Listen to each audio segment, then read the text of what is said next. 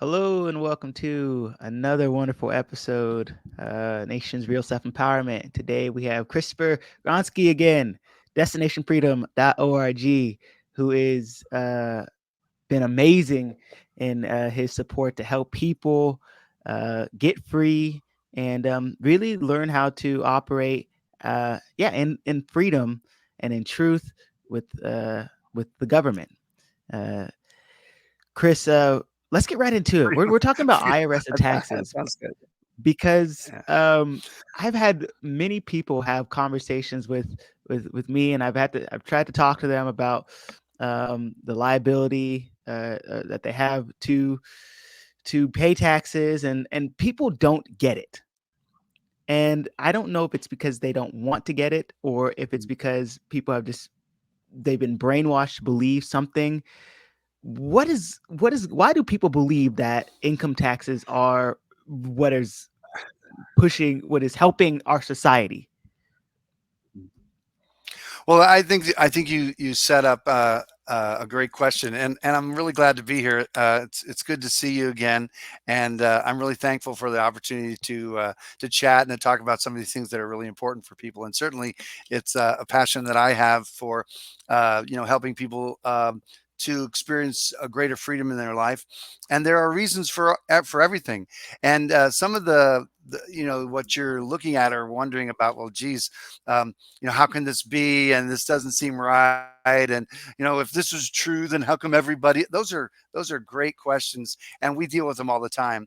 And as I was, driving over to the office to do this talk with you, I was thinking to myself, where do you really begin in a lot of this? And for a lot of people, I would have to say that how someone thinks and what they consider as possible is really a beginning place.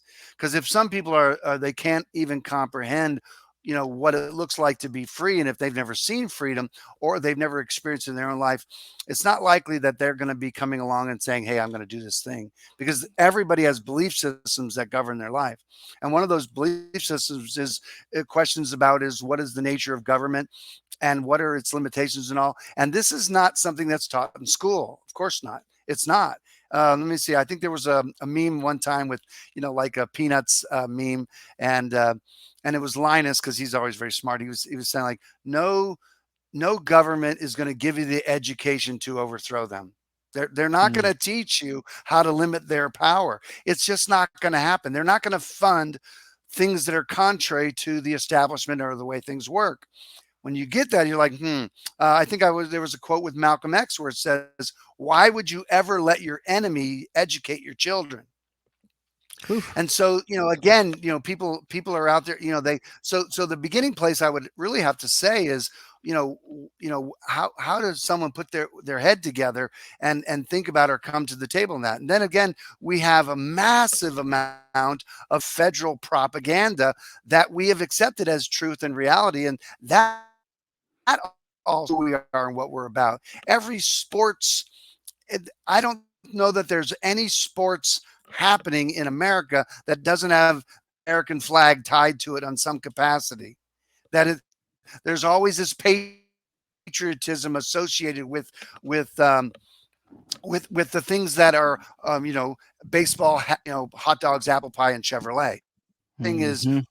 federal propaganda, and that's how. Oh, Christopher, you're are you not one of those conspiracy theorists? And well, so let me just establish that I'm not talking about theory. Just Give open me your eyes one and take a second here. look. So we're not talking about theory, and yeah. Yeah, sorry about that. My mic went out, but yeah, continue. let's- Okay, so the idea is that are there those that are conspiring against us?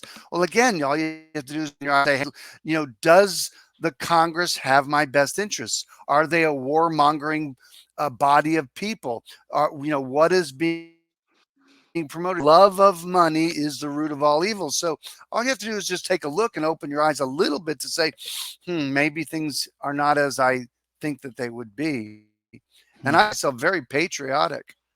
So coming back to even beginning to take a look at whether the income tax is proper or not or whatever. I'm not in the same mindset as far as I can observe, of many people who are in what I call the tax honesty movement, or people who are looking at or questioning IRS and all that. And so, I have a class for people called State versus Federal Citizenship. Hmm. And really, we begin in a place, in concepts of liberty and freedom. But I'll show people that the federal income tax is absolutely constitutional. And if you say that, most people are like, well, wait a minute. How is that? You don't see an income tax listed in Article 1, Section 8. Oh, yes, you do. And the 16th Amendment, we can talk about all that stuff. And people are exposed to a lot of these different tax related things. And in general, if you just look at people who promote certain tax things, you see a lot of people go to prison for tax evasion, because tax evasion is illegal. Tax avoidance is not illegal. If sometimes when you fill out a tax form, you're allowed to avoid paying certain taxes on certain things and such. That is tax avoidance, not tax evasion. If you have a liability, you have an obligation to file and pay. And most Hmm. people do, not because the IRS is imposing on them, but remember, all tax documents are filed and filled out under penalty of perjury. It's your testimony saying, yes, I have this obligation. You're the one that makes that determination. And in our class, I go into great detail about this as a concept. And so when you look in the Constitution, and the Constitution doesn't give you anything, doesn't give you any power, doesn't give you any rights. That is not true. The Constitution of the United States is not for you. It's for the federal government. It creates the federal government, and it defines its limitations. It's a document of limitations. And of course, when you look at the Ninth and 10th Amendments, you'll get a bigger perspective of those limitations. But in Article 1, which defines the power of the legislature, in Section 8, which defines the power that has been delegated to them from the states, not the people, but from the states, in Clause 17 gives that exclusive legislative authority in all cases whatsoever. And it's in that power that the federal government creates its federal citizens, and that it taxes and regulates things that are in its jurisdiction. So if you Hmm. understand federal jurisdiction, and you can read or understand the Constitution and what it is, it's from that place that you really will get to examine whether or not someone or anyone has an income tax liability. And that's learnable. It's very simple, but you're up against how you think and what you're putting together in your head. And so that's why we help people to take a look at who has that federal income tax liability. And the law is clear, and it does define certain terms that you should take a look at, and that's in Title 26, which is the tax code. So anyway, how's that for a long answer for a short question? I love the introduction. I love that. Uh, so you make a really great points, and the one I wanted to focus on right now is you had brought up the Constitution, right? And we had pointed out that the federal income tax is constitutional. There's a lot of patriot mythology out there. There's a lot of people saying for one way or for another way that you should do it like this, and they're saying things that might have a little bit of truth to them, Hmm. but they don't see the bigger picture. They're not looking at the bigger picture. I They're would not agree. seeing it for what it Hmm. actually is. Either because they're misapplying constitutional principles, or they're misapplying. They don't understand the tax code. They have the wrong Hmm. definitions. They're skewed in some sense. And so, Right. the first thing I want to point out is is that you do say that the federal tax is constitutional. So what Yeah. is, and here's a question: what does the Constitution have to do with the average American? What is the role of the Constitution? Because many times people bring up, well, I have a constitutional right, and well, the Constitution, well, this is what the Constitution says. And you see Right. people out there, they're talking to police officers. Well, you swore to uphold, a constitutional oath, and this, that, and the other. What is the role of the Constitution? And what does it have to do with the average American? Are we a party to the Constitution? Is the average American a party to it? Or is it for somebody else? Well, those are great questions, and of course they're very relevant. Okay, and again, you know. one of the things that I would recommend for someone to understand this question would be to read the Declaration of Independence. Mm. And the beauty of the Declaration of Independence, I mean, it's very simple. I put the Declaration of Independence into three parts: the opening, their grievances, and the closing. And so in the class, we handle that opening and closing. And there are some broad statements about people in general and about the nature of government. And I'm not talking about, this is not about the United States or American government. This is about governments worldwide. Okay. That Declaration of Independence was a declaration to the world. And so in their separation, their peaceful separation from Great Britain. And so in there, it talks about that the only purpose of a just government is to secure rights. Now, when you look Mm. at the timeline between breaking free of their central government, which would have been Great Britain, and then to the timeline of when they set up a central government, which they just broke free from, that before there was a federal constitution, there already were articles of confederation, and that's not a large document. And so, even before you'd read the Constitution, you should at least read the Articles of Confederation so you could see what was in place. There are many Mm. people that believe that the father of the Constitution, James Madison, was doing something to promote where we are today. I mean, that he had an agenda, that it wasn't necessarily a good thing. Because if all you have to do is place yourself back at that time and say, where would you be voting? Now, if you could see where it is today, you might say, listen, I know where it's going, and therefore I have to say, no, I would not vote to create this central government, and certainly not to give it the power that was given to it by states in Section 8 of the Constitution. So to understand that would be a good place to read. Now, what would be the value of reading those people who were voting or creating the central government and the conversation they had about it? How many people in high school, young people in high school, have actually read or even studied or examined the um, the Federalist Papers and the Anti-Federalist Papers, the Mm. writings at the time of the creation of the Constitution, and to be able to see what they were arguing and what they were warning them about. If someone's never read those papers associated with the creation of the Constitution, how well could they really understand its purposes? And so Wow. when you talk to a cop and you say, hey, have you sworn to uphold the Constitution? Did you sign an oath to uphold the Constitution? It's like, yes, I did. What's your favorite part? Have you ever read it?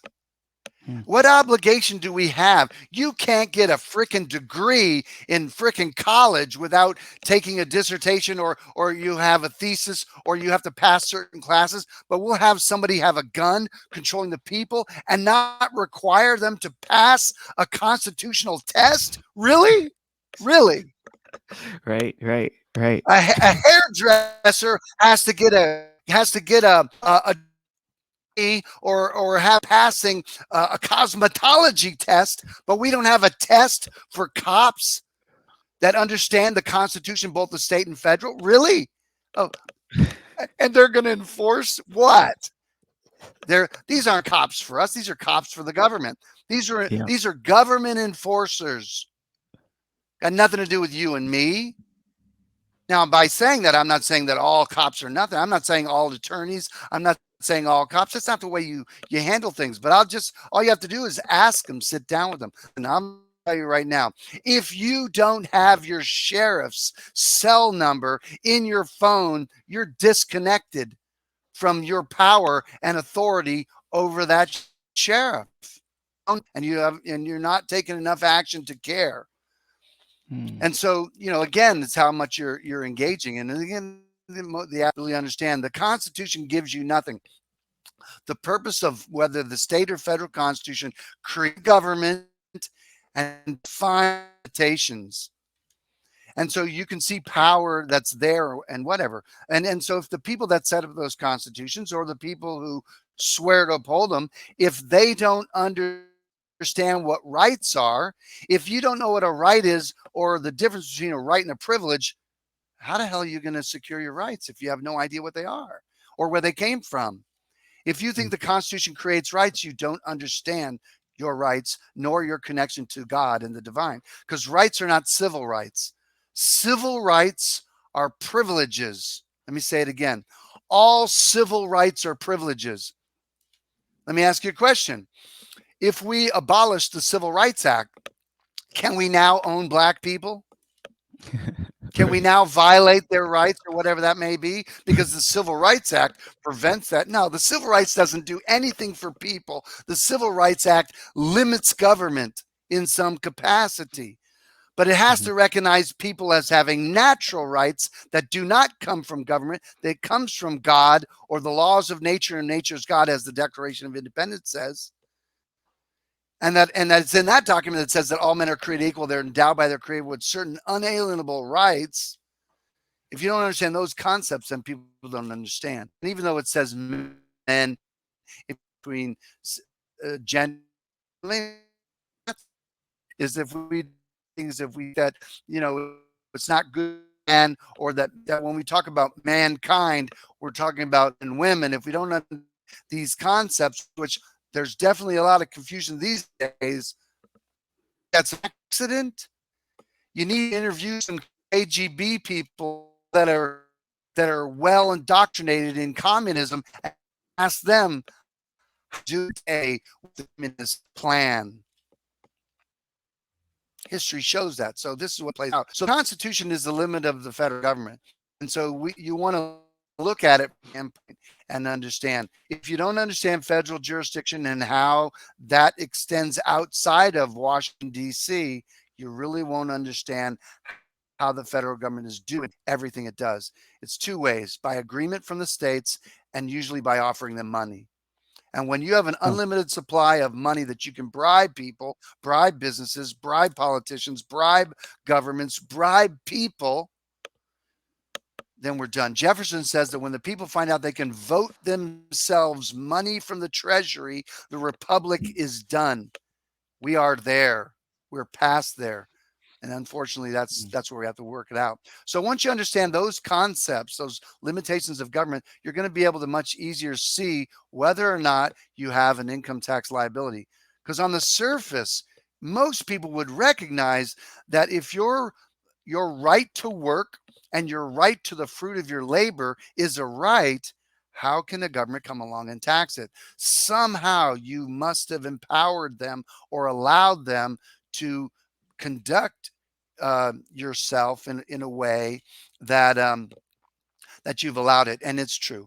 These are what we offer are these administrative remedies, and it's very peaceful. And you have to straighten out the paperwork that you've brought to the table. The IRS is relying upon your liability based upon your own testimony, not their mm, mm. testimony.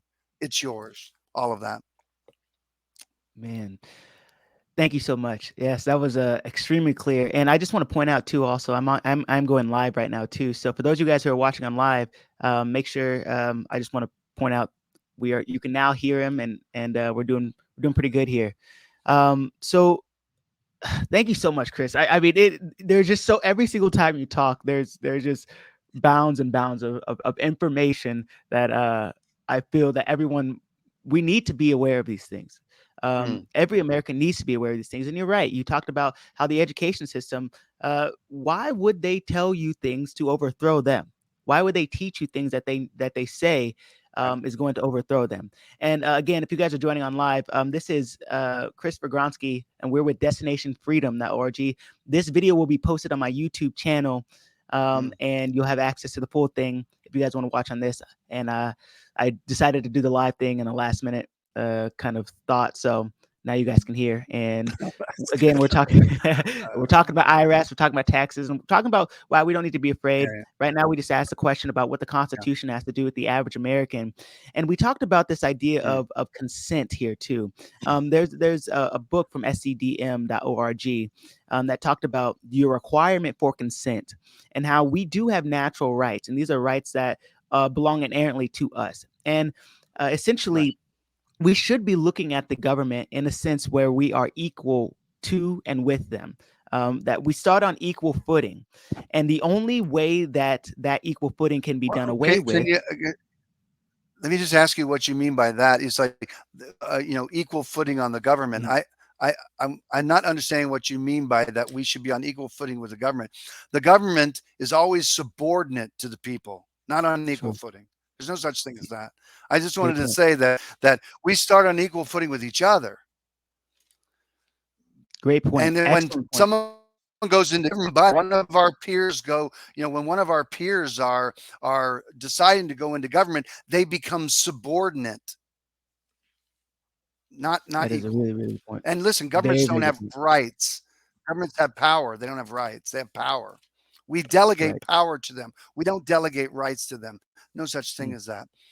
So that's and listen, just because those in government say that corporate doesn't give, they don't breathe and are people. Okay, there's no such thing as corporations having rights.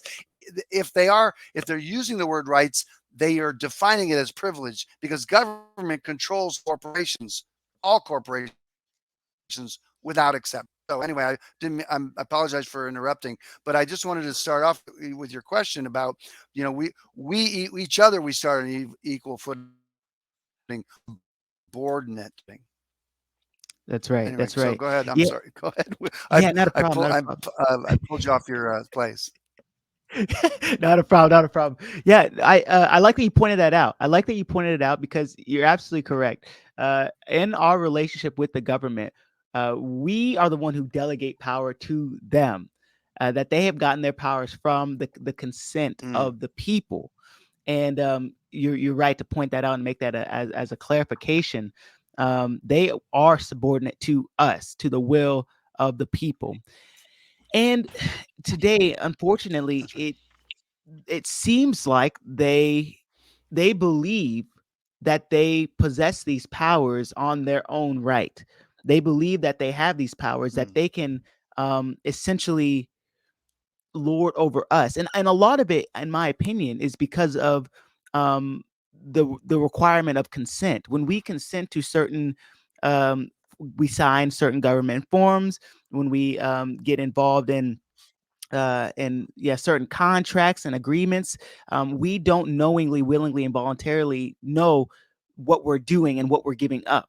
And a lot of times we're giving up, right. we don't even know that we're giving up our own rights for privileges and benefits, i.e., the status as a resident status, a driver status, a taxpayer status, a spouse status. And these are all privileges and benefits that are offered to them, but we have to give up something in order to do that. And then we put ourselves in an equal and an unequal and inferior position with the government when we accept those benefits and privileges.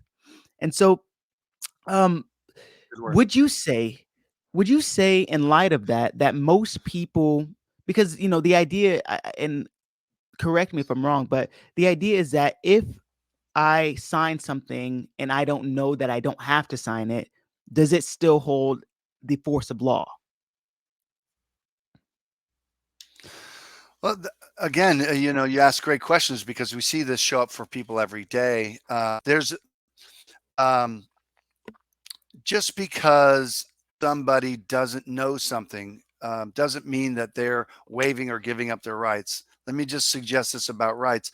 Um, One of the things that I encourage people to do is, rather than study law and what empowers government, it's more important to see principle, freedom, or truth, or even principles about yourself that you hold to be self-evident, is a much better understanding to have than matter actually having been skilled or schooled in the subject matter at hand.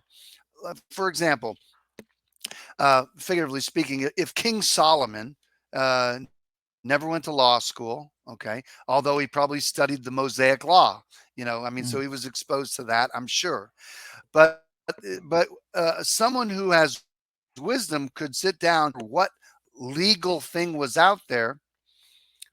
If he understood principle, or if she understood principle, any matter of life could come before them and they could sort it out with wisdom without having to understand law and whether law gives us something or not. Okay. Sure. Um, the purpose of law has two purposes: to secure rights or limit government.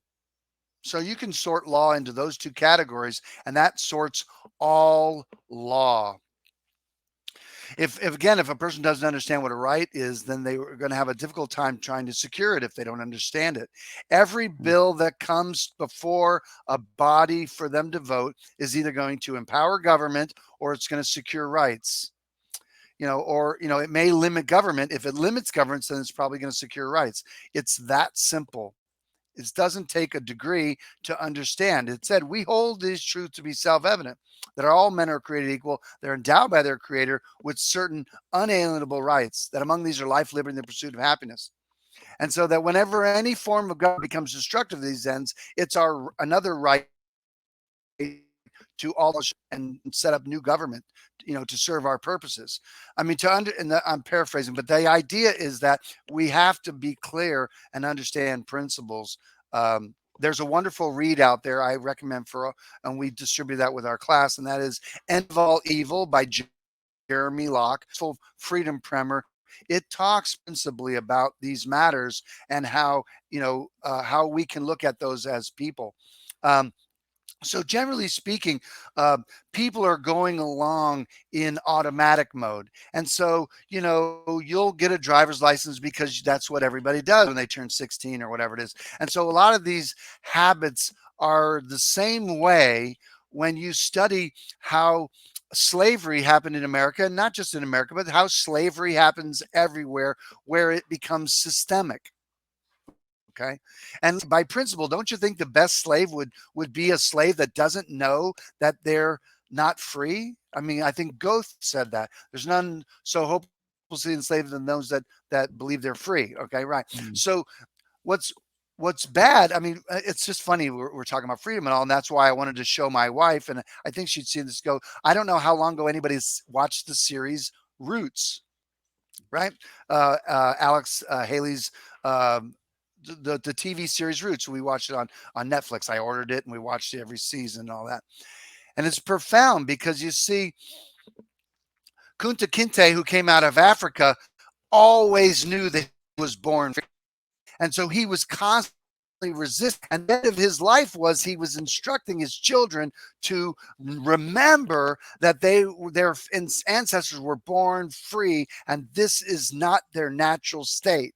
And that came all the way to Alex Haley, where he wrote this about his story of his life. And that's profound. mm, Because the idea is that the worst part about the slavery, in my opinion, wasn't so much the crime of being incarcerated and held against your will.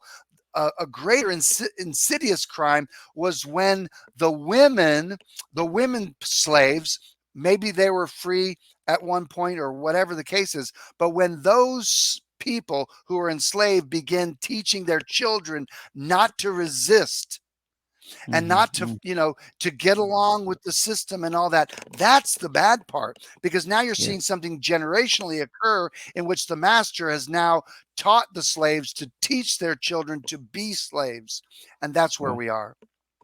well, That's where we're practicing, and that's a bad place to be, because people don't even realize that, can't comprehend that. What are you saying, that I don't have to file and pay income taxes? If you have a federal income tax liability, if you're a US citizen or a resident alien, and when I say US citizen, I'm talking about a citizen of the District of Columbia, a citizen, a federal citizen. If you're a federal citizen or a resident in the District of Columbia, a resident alien, you have an income tax liability, as the law says, and you have to file and pay. But if you're not a resident alien, and if you're not a 14th Amendment federal citizen, then you do not have an income tax liability. And no one can, like Morpheus says, no one can show you the matrix. You have to see it for yourself. And mm, so that's really what it's important to take a look at, how the tax code says and to whom it's to. You don't know the entire tax code. You have to understand who the tax code is for. And that's really right. what we help people to do. You're bringing up a lot of terminology, non-resident alien. We're talking taxpayer. Excuse me one second. I need to plug my computer in. Uh,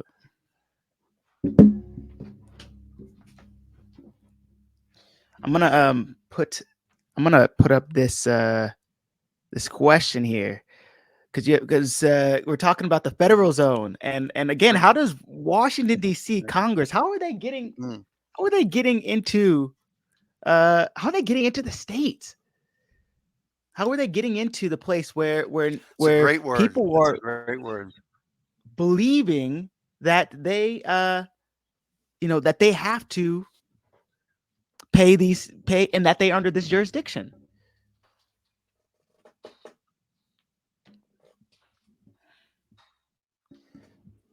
Yeah, that's a great read.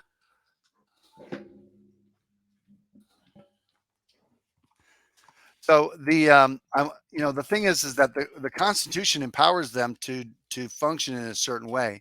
Now most states, every state would recognize that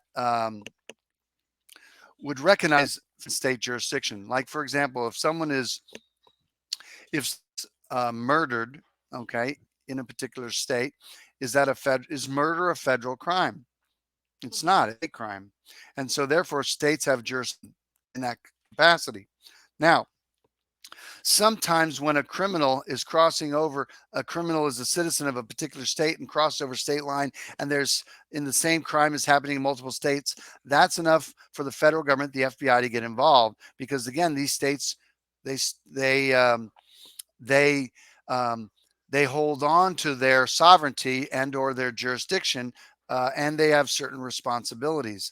And so many times, I don't know about every time, but certainly many times, the state are okay with federalizing a crime because money comes in that they can bill out. And so then now the cops are all getting paid by the feds because they're involved, and they may take over certain responsibilities and all. So money comes to the table in those situations if the federal government hasn't determined that they actually have jurisdiction for, depending on the nature of the crime. And so, um, let's see, here's section 8. There it is. Right. So the idea is that not all crimes are federal crimes, and then some crimes are not. And then you see some of the graying of this when governments are dealing with like marijuana. That culture, it's a criminal act in a federal crime. Okay.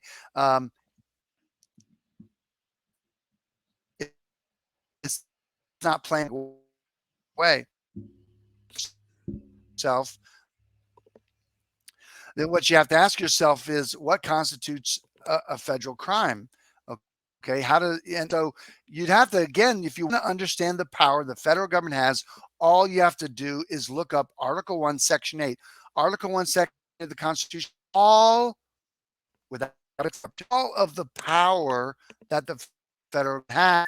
Do you see drugs? The word drugs in the Constitution? Does not. Does the federal government have the power to tax and regulate drugs or food or any of these things? It does not. How about immigration? It does not. How does the federal government? We know the federal government is involved in all these things.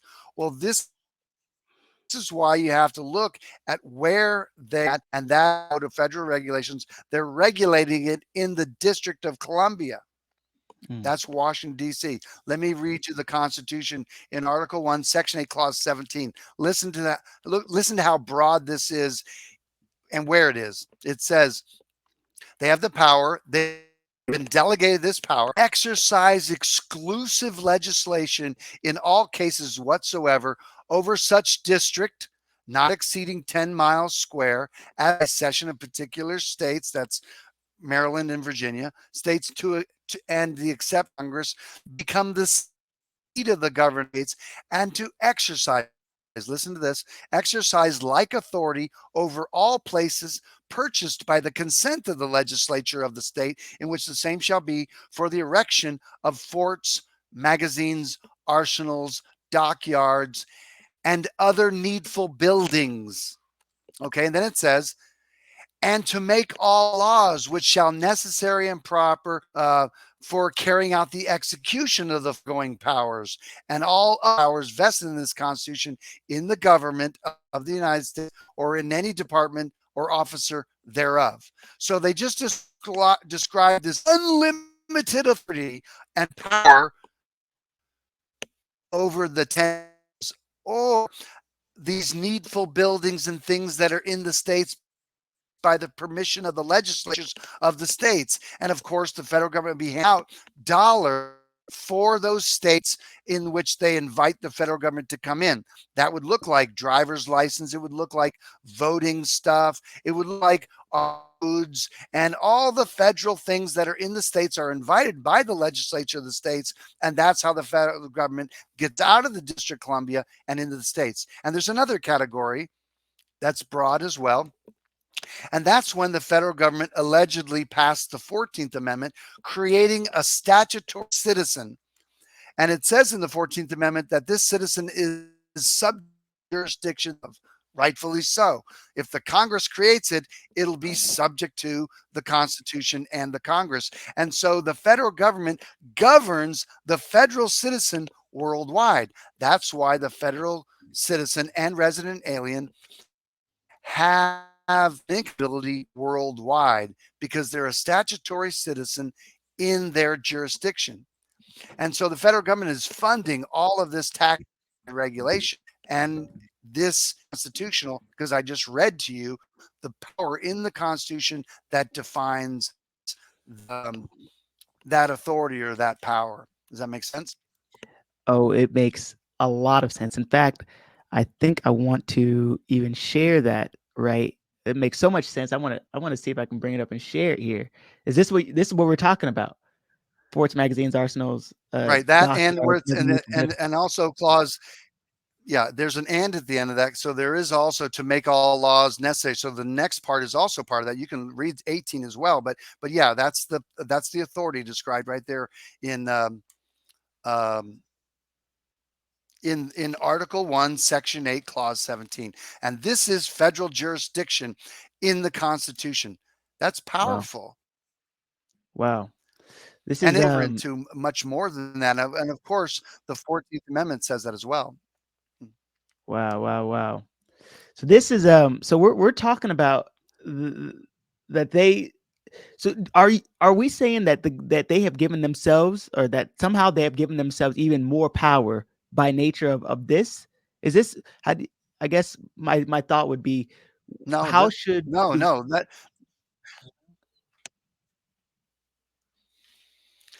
well, I'm saying is that this is a power that's been delegated to them from the got it, states. When the states passed the Constitution, they gave them this power. Now we could say, hey, let's repeal this okay, by exclusive state. legislative authority and then require them to uphold the Constitution even in their jurisdiction. Would be a Mhm. game changer completely.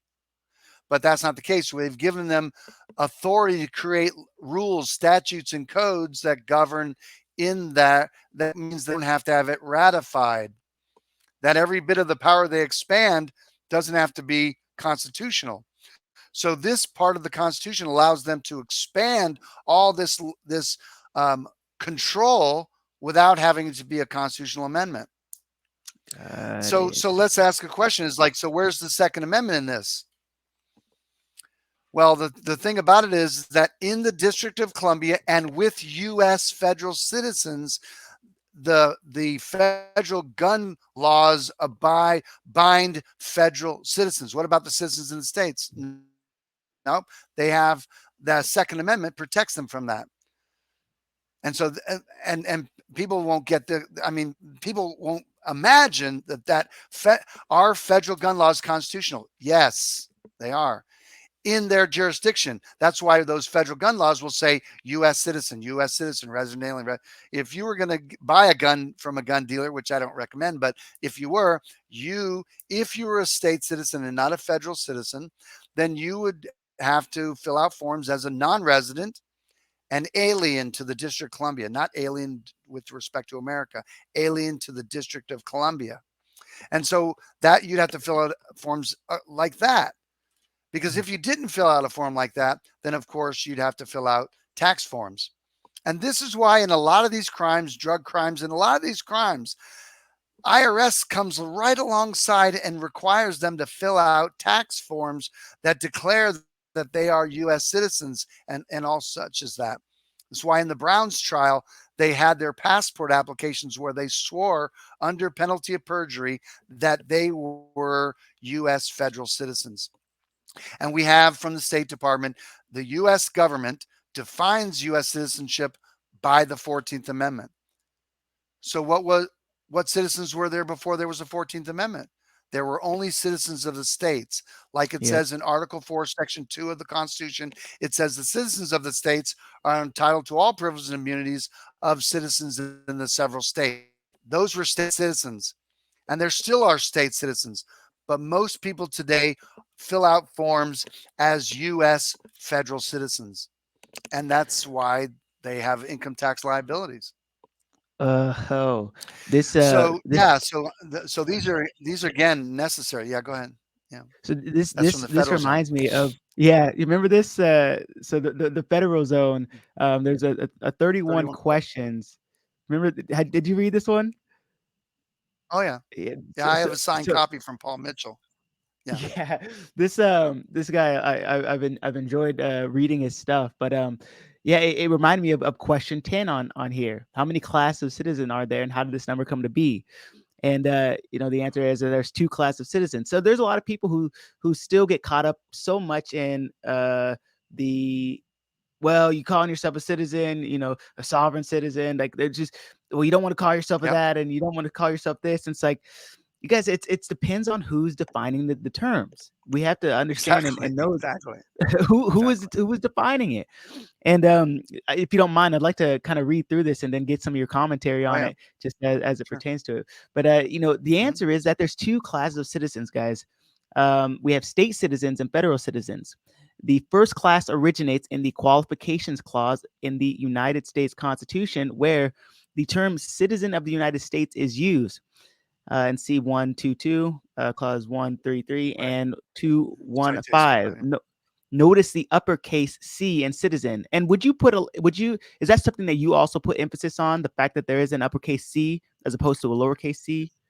You again? No, I don't put grammar and typing as a binder in the sense Sure. of having force and effect. It's just going to indicate. Well, let me put it this way.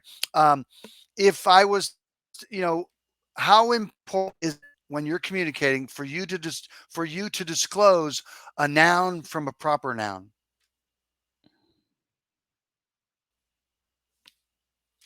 Nouns are not allowed in the Scrabble game, just so you know. Okay. So a proper noun typically has a capital letter. Okay. Sure. And so um, improper nouns or just regular nouns are allowed. So the idea is it's good for communication, it's good for clarification, but it's devoid of authority. So Got it. but the writer here, Paul Mitchell, is recognizing that when they wrote these things, it's not an accident. Like, for example, the term United States of America, in the original documents, the word United is a description of the states. It's not the title of the states. So Right. whenever referring to the federal government, you're always going to capitalize the word United because the name of the federal government is the United States. But when referring to the states, you would say these are the United, small u, states of America. And of course, states would be capitalized because you're talking about these bodies that are of America, and America's obviously capitalized in that way. So the idea is the word United just describes their nature and not their title or name. So Got again, it. that's why when you read the original documents and how they were filled out, they capitalize certain words. But even then, it's for communication and it's devoid of authority, in my humble opinion. This would be if someone was reading original intent and they were seeing this, it would help them understand this. And the same thing is when I look in, okay, and when you use the word Holy Spirit. And again, when you read in the original text, you're not going to see any capitalization because that's not the same kind of language. So if you were referring to the Holy Spirit and you had a capital H and a capital S, you may be referring to God.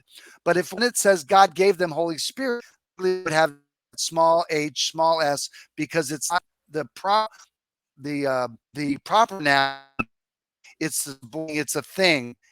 Get whom correct. It's a difference and the gift, not the same thing. If my father gave me a bicycle, the bicycle is not him, it's his gift. And so even though they're the same words, there's a difference. And so that's the idea, and the value of capitalizing a word is to make a distinction between a proper noun and an improper noun.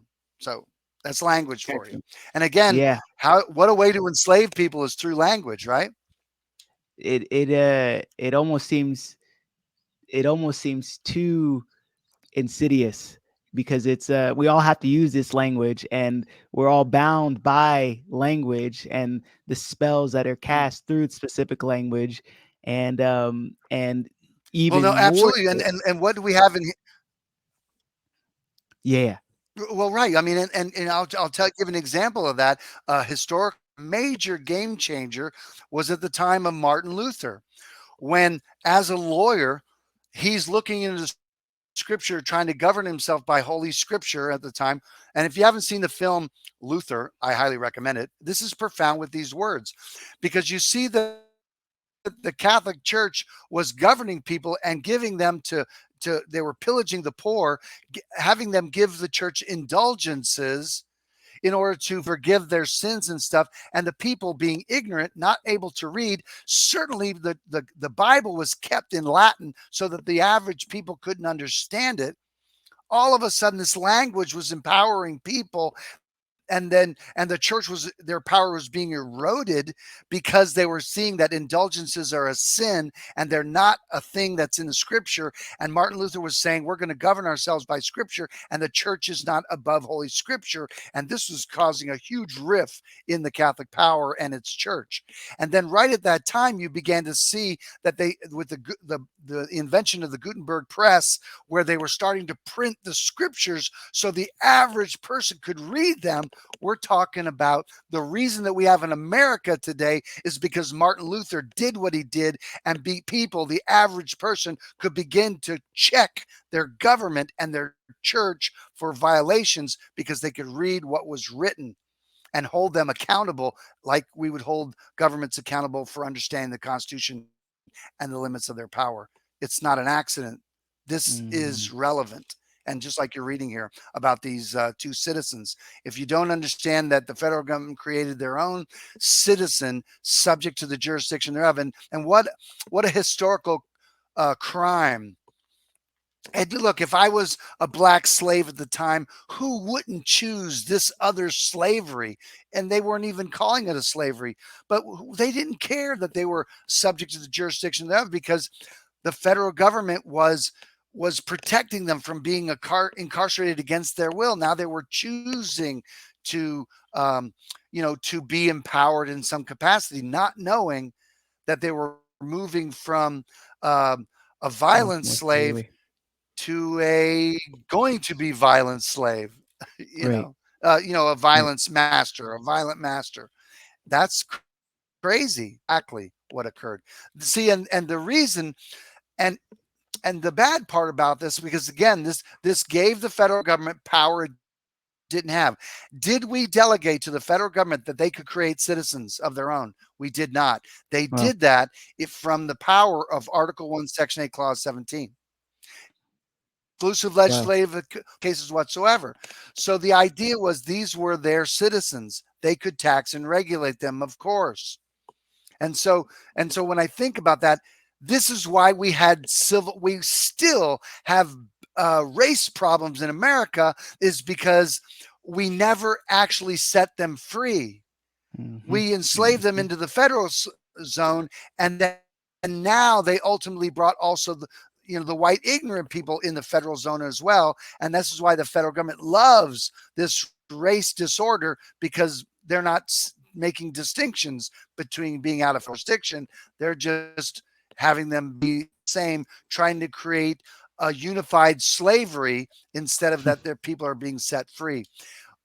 Because the thing is that if we had just recognized these people as people, all of a sudden the Congress would have expanded because they would have been voting that way. But the federal Constitution was already recognizing black people as 2/3 of a man, among other things. So that wasn't, the idea of the 15th Amendment right to vote and other things just made them a kinder, gentler master. And Sure. so it never really set people free. That to me is why we were still having race problems. If we'd have just that they were free, they already had a right to vote. They already had a right to due process. They already could keep and bear arms. They already would have had the same. And that did not happen back then. Right. And Well, well, that's a crime. And that history is hidden and closed up. And that I think has to be reinvisited. This is why I feel that the work we do is part of abolitionist type of work of setting people free. But I'll tell you, just like Neo in the Matrix and dealing with setting people free from the Matrix, you can't sit inside the Matrix and explain to people, yeah, it's like they won't buy it. They won't buy it. They'll well, keep their servitude because it's the only thing they can comprehend. It's weird, isn't because it? people are so caught up in the illusion of their existence. We get so caught up in what we believe to, we think that what we see, and what we experience is real on its own, but we don't know that it's actually, it's that a lot of what we do create is like it's co-created through, um, it's I guess the idea is that they put information out, whether it's true or whether it's not. They're going to put information out. Now, what we do with it, that's what creates the reality that Mm, we see.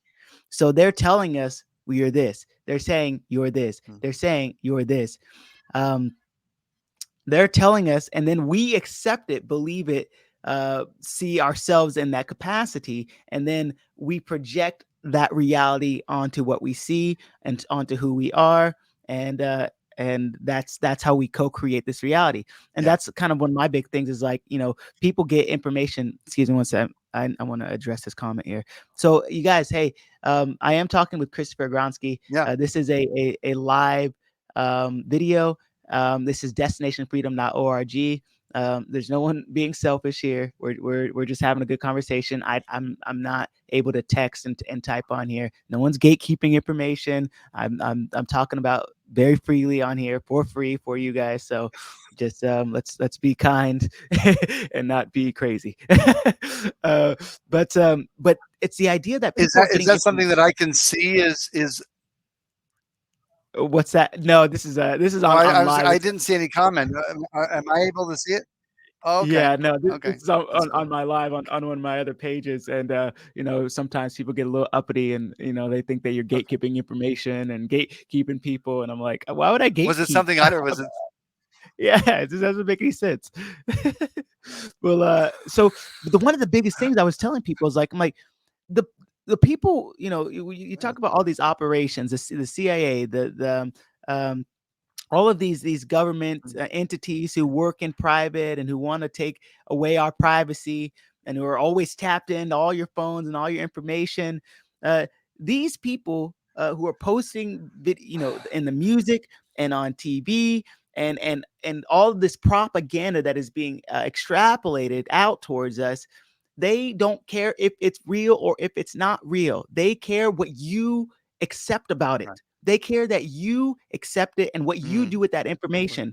So when it comes to us, Right. the measure that we judge, it will be judged back to us. And so that is why we have to be so careful about the information that It's a we good word. receive, and our judgment of it even so. Right. Because our judgment of it even so can also bring judgment back to It's a good us. word. And also too, I think the big part about Yeah. the information aspect too, and I think this is the very difficult part, is like we are also we are looking also at a reflection of ourselves too. Like in us in creation, we also see ourselves in creation too, because the very same essence that animates our existence is animating creation also and animating nature also.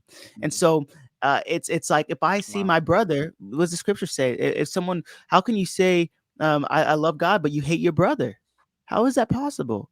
Someone that you Right. see, and you say that you love Exactly. someone that you don't see.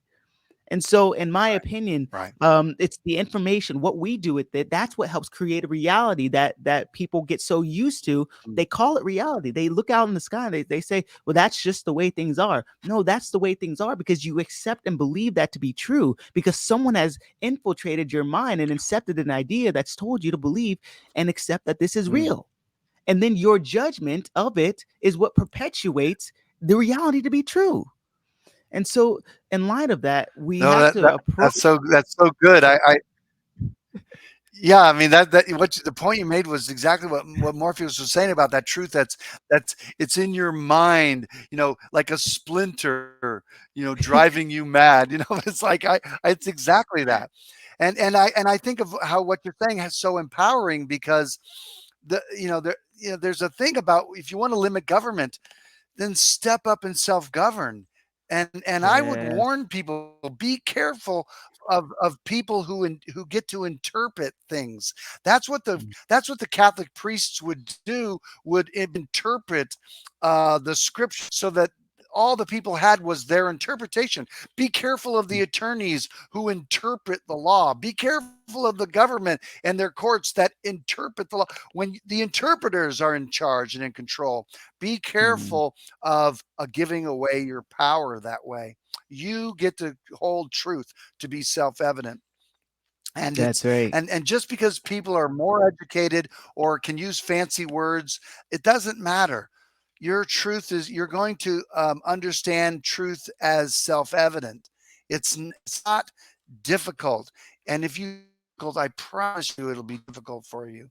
But if you Well, say, no, I can understand this. I can get it. It's really profound. I agree. It's and the simplicity that you're describing, the best way to limit government is your self-government, is how you're yep. loving each other. You We don't need government to care for people. Yeah, I mean, so that's profound. So I think of what the work that we do is, if you want to not wait to drain the swamp, it is available for you to drain the swamp in your own life. So you can Yes. drain the Yes. swamp in Yeah. your own life, and you can come out of federal jurisdiction and you can stay federal jurisdiction. Now, when I say that, that's not saying that nothing applies to you or whatever it is. You have to examine to see if something is in their federal zone or not. And listen, people look at that every day in courts when they're determining whether something is jurisdictional or not. It's Right. always the first place, the first conversation you have in every single court case is jurisdiction. And does the Right. government have the authority to handle a certain subject matter or whatever it is? And so that's always the thing. So if there's an important subject that you could learn, jurisdiction would be one of those things. Was there more that you wanted to look at in this citation from 31 questions, or I, I just thought did you get to the bottom as of you that? had pointed out, like that we had pointed out about the second class that originated in the 1866 Civil Rights Act, right here, guys, where the term Right. citizen of the United States is used. This act was later codified in 42 USC 1983. Notice the lowercase c and citizen. The pertinent court cases have held that Congress thereby created a municipal franchise, guys, primarily for members of the Negro race who were freed by President Lincoln's Emancipation Proclamation, which was a war measure, and later by the 13th Amendment banning slavery and involuntary servitude. Compelling payment of a tax for which there is no liability statute is tantamount to involuntary servitude and extortion. So I Mm, wanted to point out, even just as even a clarification point, that this originated with trying to continue to oppress uh, people in general, right? Just if you're right. pressing the least of these, you've done it to all, right? Even Christ said, Whatever you've done to the least of these, you've done also to me," right? So because Right. in that way, saying that Christ, being the image of the invisible God and the firstborn of all Creator, and whom all things hold and consist together, if you do something to the least of these, you're doing it to them all. And look what in 1866, Right. the Civil Rights Act. Look what this municipal franchise, look what this Congress, look what this legislation did to the least, quote unquote, at the time of these in image, is that they made a Right. different kind of citizen Powerful. that was subordinate, that was subjected to the laws of Congress and legislation. And so so Right. for those types of people, and again, and there's a lot of there's a lot of other conversation to be had, even about you know the Aboriginal people who were here, the indigenous people who were here, um, who may have been delegates from Morocco, but who were stationed here. And so, because I think in history, I almost feel like we have to question every claim that's been made in our history, in our schooling, in our learning, and what they've told us, right? Because they say that, well, every single Mm, African person came from Africa, well, right. and they came as slaves, and so, well, to me, I challenge that. I just challenge that, and I'd say, like, I think that we had some people here who was already free, and I and would agree. and so they call them the Well, Moors, or well, they call them whatever. if you look at that, no, They're because it's just free. not true in that sense. Because I mean, even look at the film uh, Amistad. The whole Yeah. point was there here was black people that were incarcerated in high C. They were never ever taken as slaves, and so they're held against their will. They were free people, and they actually had to play that out as a concept. People that were Hmm. enslaved or not, that and although it did help take a look at what was going on with respect to slavery and all, slavery was legal in the United States, and this individual was not a slave, and they were making that case, and just because just because a government doesn't bring to the table the morality of whether someone should be enslaved. I would I agree that there should be slavery? I think that slavery and not slavery and involuntary servitude is actually a non-violent way for someone to redeem themselves. And what does One that look like? hundred In the percent. 13th Amendment, it talked about if somebody is convicted of a jury of their peers of a crime against someone else, then the slavery is um, is a provision for them to create restitution for the Yes. one that has been wronged and harmed. And so, and what a way for there to be reconciliation is that the person would be enslaved to the crime to pay back, or let's say there was a death involved and they may choose to, there may be a timeline in that, but it's a non-violent way. Instead of putting someone to death, the power goes back to the person who's being restored from their rights that have been violated. And that's and again, what I'm not, this whole institutionalizing of storing people behind bars and all that stuff. And listen, are there people worthy of death? Absolutely. I'm of the opinion that if you murder somebody, own life.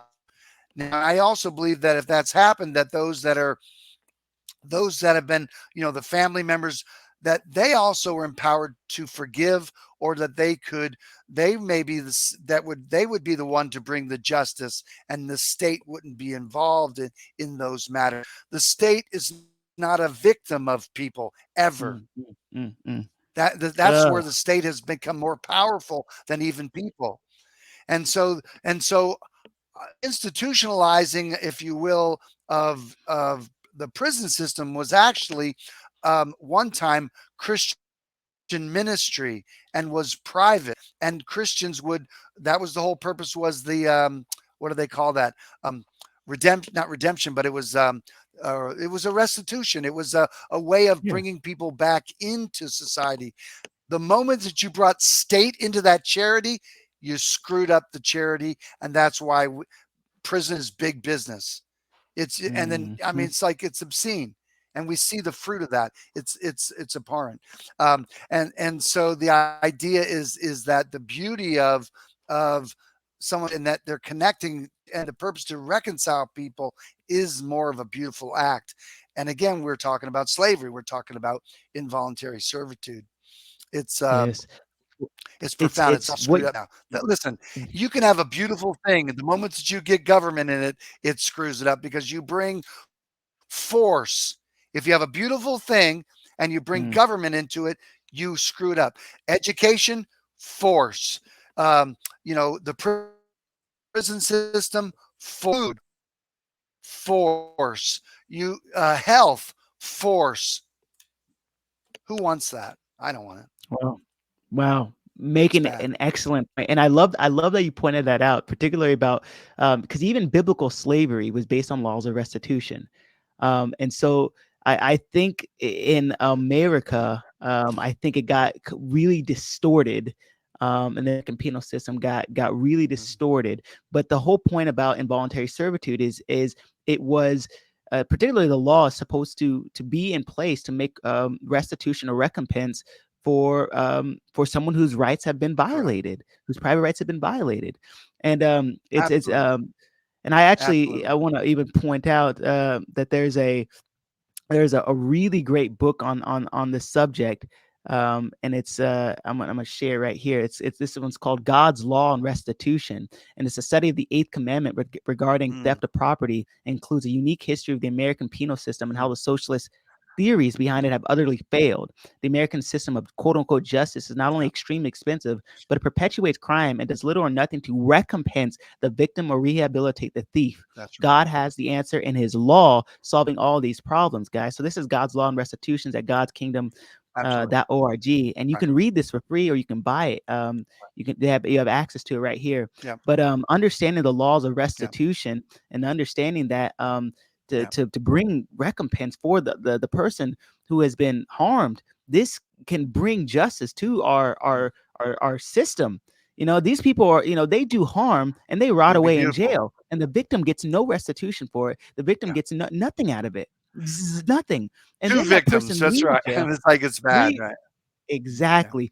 And then yes, it creates more victims. So then this person gets out of prison or out It of does. jail or out of the system, and they are still rejected by society. They're still rejected by society. So it creates Yeah. and That's right. perpetuates a system of lawlessness. Yes. And I think the idea of the justice system should ultimately be for reconciliation on some level. Yes. And again, in a free society, we're not. I mean, I if you really are passionate about life, then murdering somebody is definitely going to have a high consequence. But it should Mm, taxpayers money to house people. And how violent is it to be storing and housing people? It always gives me the creeps that I'm driving by the state prison and just thinking that some people are going to live out the rest of their life that way. That's cruel and unusual. and it's um, and I don't incredible. think the state has the capability of governing that. I don't. They don't. It's I just I bad. 100% And agree with so that. I think that all has to be revisited in the area of charities. And charities, if listen, government is force. If you have government administrating welfare and care and money toward people, that is an abomination because government is force. You'll bring force into good screw. It's just bad. So so the idea is that do is be able to help people come out of these systems and to be Yep. able to keep themselves separate. And really, it's administrative where you're filling out forms properly. And so every ask the question, "Are you a United States citizen?" Now you can't say no because you don't know how the state or whoever is asking is defining the term United States. If that term United States is the District of Columbia, then you might be saying no, and that would be a Right. truthful answer. But if that term United States is the states united under the Constitution, then you may be a United States citizen because I am a United Right. and I'm not a United citizen. Both those are true. So you have to be careful. It's not that we're just making a blanket. I'm not a U.S. citizen. So when somebody says you because you hear some people out there, they'll say, well, the IRS said the income tax is voluntary.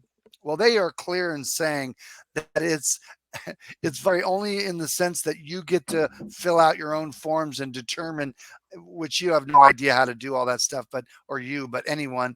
And the idea is that there are no taxes that are voluntary. All taxes, without exception, are are enforced are enforced by death, without exception. You cannot name a tax and know that it is enforced by by death. If you try it, you'll be incarcerated, and if you try to escape, they will shoot you, and ultimately they'll kill you in order to pay that. What is voluntary is whether you want to be a federal citizen or not. Right. Okay, citizenship is a 100%. choice. Okay, and that's what people don't get, and that's why we have that class, state versus federal system, the unknown choice. That's what voluntary, want to be a federal citizen or not. If you want to be a citizen of the District of Columbia, you can get all that welfare, but you'll also be taxed and regulated, and so you can determine whether you have an income tax liability by what citizenship you want to claim. So be That's careful, right. when you're filling out forms. That's that's absolutely right. Does that Uh, make sense? 100%. And I was actually looking at do you know the So name how did Otto? so What's that? Oh, is that oh yeah. Auto Otto Skinner? Do you know this name? Otto Skinner? yeah, yeah, I think so. He's I think he's in New Hampshire, isn't he? I think I've met him. I think we're both He's a part tax of guy. Freedom Force International, I believe. Yeah, yeah, yeah. Yeah, he I don't know if he does tax stuff, but I'm not sure. yeah, this guy does some tax stuff. Have you He has some pretty good articles. I thought that were pretty cool. That very very legal, strong basis. Got a couple books and stuff. And um, anyways, I might have to That's send cool. him over and see what you think. But so we got a good segment here. But do we have any final words, Christopher? We Well, talked I would about just like IRS. to, We talked about taxes. we'll talk about your process. I mean, so you've recently, you just recently got your passport Did. card show up yet or no? Passport card has not shown up yet, but my passport Okay, book has it'll shown up. follow. It'll follow up, That's good. and I've So been so very you did excited that about it. process and all that stuff. That's cool. I That's did, good. and I Well, was so once so you get your thankful. passport booking card, we'll do your. Uh, Okay, Go ahead. perfect. Yeah, it's it, and it everything happened exactly the way that you said it was gonna go.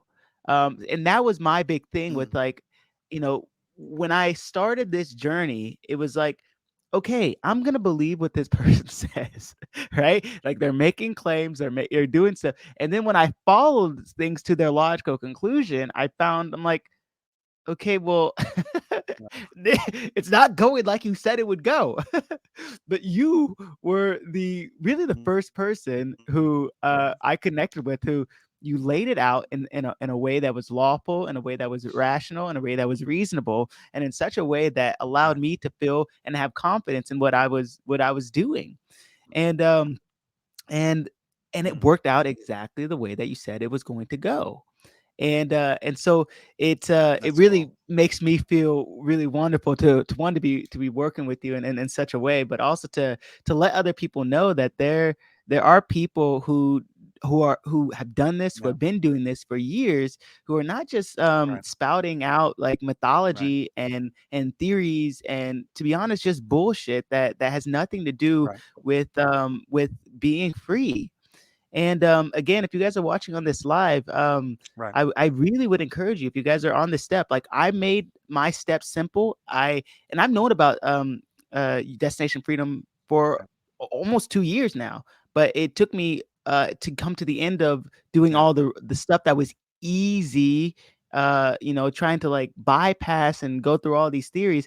It took me going through all that, realizing it doesn't work. It's a lot of theories, it's a lot of mythology. Maybe it works for some people, but you never know what's going to happen in a legal way Right. later on down the line. What we are doing is on Right. for and on the record that we are making a positive record of who we are and who we are not. And particularly when we're filling out these things Right. that we're kind of coerced to filling out. And so in light of that, Right. you guys, destinationfreedom.org, if you guys want to, I would encourage you guys to check this out, and go and start one of the classes, the state class. And then once you guys have done that, you can go into the passport, and there's a bunch of other options on there too that you're offering too. Sure. And the other is once your passport card shows up, then we'll do the FOIA so you have your passport file, and that'll be the documentation that you'll be able to have that you could use in court. Passport applications, and and again, it's just an administrative thing, um, and I don't. It's very easy to deal with IRS. IRS isn't as creepy as people think it is. That being said, it's very creepy, but the idea is that you can navigate it and know how to navigate things navigate in the work that you're doing and all. And everybody's different in different places, but you can make these determinations about yourself and exciting. No, I'm really thankful for opportunity to get to know you and on your work and all that stuff. And I love the way you look at things and how you open up possibilities for things for people. I think it's very empowering. And you're very intelligent when you're coming to what I'm making up about how you come at it. I'm I'm looking at I think that you come to the table like wrestle.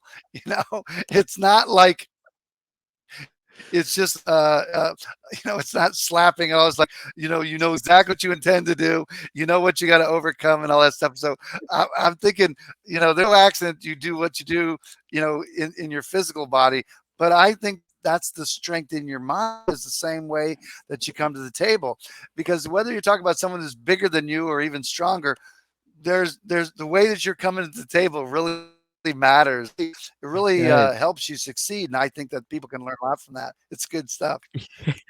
Yes, it's a leverage thing. It's an understanding. It's a technique thing. It's being aware of your surroundings, where you are, and yeah, you've been certainly a mental in my Mm. mind and my education have been helping me to feel be able to be aware of my surroundings in such a way. And so Christopher, I do thank you so much It's for good. being on here with us, and I hope Oh that yeah. people, I know people are going to be visiting your website, and so sorry for if it's a little, there's a lot of people coming in, but I guess it's good for business. And Oh no, uh, we have provisions for that. We're helping it out for that, so that's good. oh, perfect, perfect. Um, Yeah, and then I hope that yeah, I hope that we can get on another one of these and chat a little bit more. Particularly, I think people I w- I think I want to do one where we kind of just address some of those like just average questions. Um because um Yeah. Well, because the let me just say that on Wednesday nights at 7 o'clock, usually the website will say, but we do a Q and A on on our platform at 7 o'clock on Wednesday nights. But I would be glad to if people in your community would like to set up a Q and A and we do a live thing Ooh, where they can type in questions that they have. I think that'd be a good interaction. I'd be glad I'm available with you, and when your wow. community can do all the question asking, and we can support them in that way. I might even want to get you together with my wrestling club team, because I talk to them about this stuff all the Mhm. time, and it's like, when they hear, it's like, a prophet without honor in his own hometown. They hear from me and they think I'm just crazy Nashawn who doesn't want to pay taxes. Right. And No doubt. And I have the no doubt same about it. problems. Yeah. So, And, yeah, it's true. so it No, might it's all be good. I No, would I mean, and a lot of times I'm talking to third parties. Say sometimes I'm talking to third parties for clients. That way they don't come across as being crazy because you know, I'm having my experiences dealing with the State Department for over 20 years with people from all around the country. We've got another client coming on who's in Spain. He's an American in Spain. He's going to deal with the consulate in Spain. And so, it's this is worldwide. This is not just, you know, theories. We've been hammered by the State Department being outside the federal zone. So we're up for that. well, So no, it'd be good. no, that's You're not beautiful. crazy. Well, it is wonderful. You know what? Actually, before I go, there's a question that keeps on coming up, and I do have to Mm. ask it. Okay, people will talk about these All right. stars on the passport. What is? Do you know? Mm. I haven't found anything Yeah, about the stars this on the passport. yeah. What does it mean? 4 stars, 3 stars, 5 stars? Is it something sexy? Is it not? Mhm. Like, what are we talking here? Well, first of all, the stars are on the passport card, and if you look at I can't wait to see the stars you have because I'm theories, but I'll tell you, we ask the State Department in a FOIA request. Okay. And if you can do a FOIA and ask questions, and they'll give you legal determinations in a FOIA request. Okay. What they was classified and that it was secure. They told us. They did not close the differences in the stars. Okay. Learned that I was like, okay, so I reached out to my clientele, which is from all on your cards. And we have clients with 1, 2, 3, 4, 5 stars. I have 3 stars. I have a family, okay, in which husband and wife worked for the military. He was an officer. He had classified. He had classification with respect to military, okay, and then he has 3 children. Tell me what the stars mean. Okay, he's 4 stars. His wife has 3 stars, and then 3 children. 2 of the children have 3 stars, and has 4 stars. What what is it? What can it mean? In the same household, they have these Right. different stars. So, and again, like all these different different things. So, um, we're working on getting the thing about getting that information is that somebody has to disclose that information in order to give us that information. So when someone wants to make up like 5 means detain and one, that's baseless, no facts and evidence. How's that? Just ask them where they get that information. They will not have it. I have it in writing that it's security in nature, and they're not going to disclose it because it's classified. But what I believe it is, it depends on how good looking you are. That's why I got a 3. One of my clients' wives is a 5, and he's got a 3, and he said she's smoking hot. And so that to me seems like a better thing there. And I don't know Super any reasonable. personal clients that have any ones, but so I'm looking forward to seeing what how many stars you have because I'm thinking you're a good looking guy. You should Yeah, at it's least gotta have be a four and a 5. half, 5 stars. Yeah, 4.5, 5 stars. I'm surprised. At I'm least surprised you don't. it's got to be. At least. But listen, Well, I do but that's the facts and evidence that we have, really. Yeah. got it. That makes sense. Oh man, I do appreciate it, Christopher. I, This I is this know is of no. I know of no do not I know of no do not detain list there that there's I mean, whether the federal government tells someone in law enforcement do not detain them for whatever reason, I don't know that people want to get out of jail free card so that they can drive sure. like idiots or that they can break the law in some capacity and that they're above the law. They want that kind of thing, whether they get a diplomat passport. There's all that mythology that's out there. I Yeah. have no facts and evidence to back it up. You can watch videos on YouTube, want facts and evidence. You'll have an experience of some sort, but the conclusion will be that disclosing with you. Right. So Right. that's Absolutely. so again, that's why we don't promote it, because I don't have any support for that. And if Yeah. you make So a claim, anyway, you gotta have I'm a sticking support with for your the claim. good It looking thing. I like the good looking thing. That to me, Yeah. that's a strong Yeah. claim there. I Uh, think that makes sense. Yeah, if you're gonna and make a hey, claim, listen, you have to and back up that and claim. my friend who is well, see what's client that's got a four. I mean, he's a handsome guy. He's all nice and tight and everything. And so I'm like, he's better than me, man. Look at Yeah. me. Gray hair. It's the So government. The government doesn't lie. The government would not lie. The at State least one. Department would not That's lie. one star. You know. That that is right. Sure. Now, and see that. Now, listen. That's another thing too. Is that that's always a possibility that they would and you have to Very take that true. into consideration as well. If all you have is what they're saying, I think they're telling the truth. I don't know how it's playing out when you look at a family that has threes and fours. Right. I have no idea, and Yeah, that's the yeah, truth. yeah. So I anyway, but hear that's all I have. And the passport itself, I don't know that it has stars or like that, but okay, okay, but we know that it's the it's on once passport we get card that that they FOIA need. request, we're gonna have, the information that's gonna be on record that shows and declares who we are and who we are not, and that we're outside of the federal zone because we didn't use our Social Security number. And I thought that to me, that's Well, one of the well, best you, parts well, about you, or we put it on well, our put explanatory on the statement. listen. The reason the Right, we never put them on the applications. That's We've right. always, and we never used to provide Social Security until the 32-101 of the FAST Act required it, and we look and deal with that. But we found that sometimes the State Department are explanatory statements in the, and that's why to put it on the first page of the explanatory statement, so it That's would right. keep it in the record. And that Yep. was a choice that I think.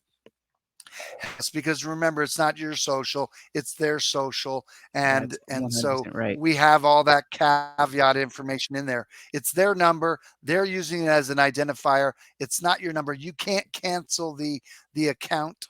It's not your account. It's their account on Right. you. 100%. That's why you should take your social security number, put it on the highway on a big billboard with your name. Use it often. Good luck. Not mine. This is not mine. See how then they'll say like, "Oh no, you have to keep that secret." What? What are they going to do? Yeah, what are they gonna do? How Yeah, about that yeah. they tell you that's your identifier? It's your identity. How Oh about it's your god. identity?